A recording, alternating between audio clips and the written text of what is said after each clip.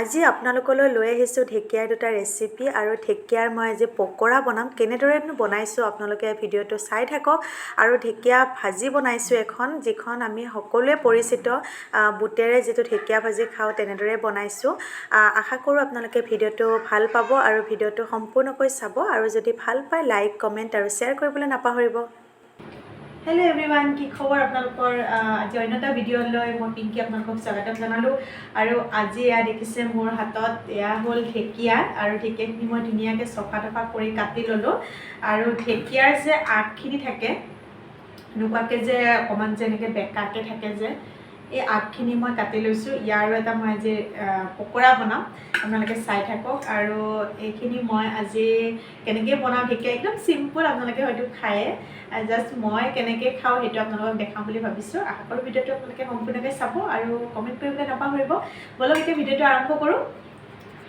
ফাৰ্ষ্টতে ঢেকীয়া ভাজিখনে বনাই লওঁ, আৰু তাৰ কাৰণে এটা পিঁয়াজ মই কাটি লৈছোঁ। পিঁয়াজটো স্লাইচকৈ কাটি ল'ম, কাৰণ তেনেকৈ দিলেহে ভাজিবোৰত ভাল লাগে। আৰু কেৰাহীত যিমান পাৰোঁ কম তেল ইউজ কৰিছোঁ, যিহেতু বেছি তেলত মই ইমান নবনাওঁ আপোনালোকে জানে। আৰু এটা শুকান জলকীয়া দি দিছোঁ, আৰু লগতে পিঁয়াজখিনি দি এইখিনি অকণমান ৰংচোৱা হোৱাকৈ ভাজি ল'ম।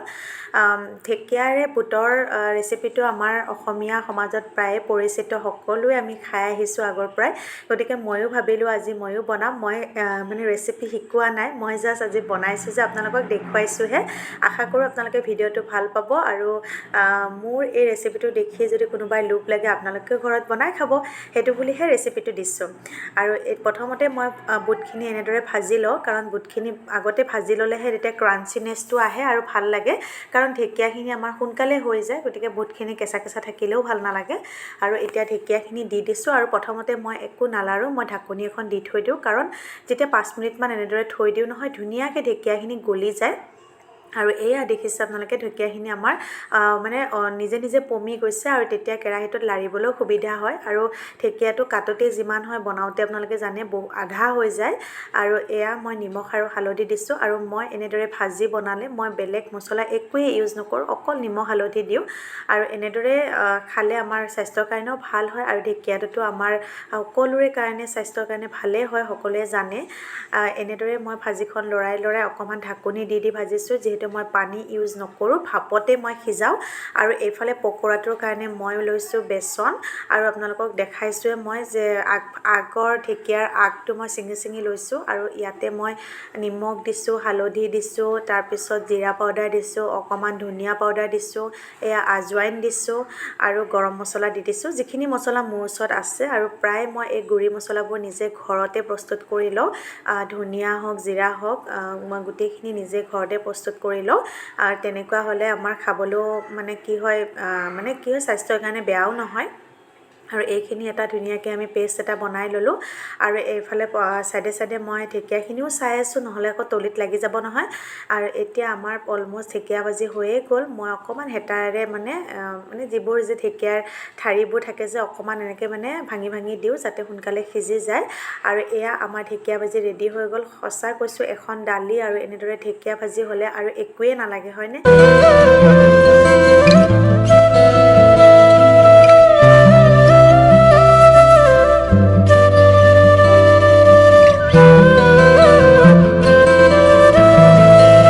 আৰু এতিয়া বেচনৰ পকৰাটোৰ কাৰণে মই এনেদৰে এখন পেনত তেল দিছোঁ, দেখিব পাৰিছে একদম কম তেল দিছোঁ। আৰু এয়া ঢেকীয়াৰ যে আগটো আছিল, এনেদৰে আমি বেচনত লেটিয়াই লেটিয়াই লৈছোঁ। আৰু এনেদৰে বনালে বেছি টেষ্টি হয়। মই ডাইৰেক্ট গোটেইখিনি সানি নলওঁ বেচনত, এনেদৰে এডাল এডালকৈ মই দি দিছোঁ। যেনেদৰে আমি নৰসিংহ পাতৰ পকৰা বনাওঁ, ঠিক তেনেদৰে বনালেই হৈ যায় পকৰাটো।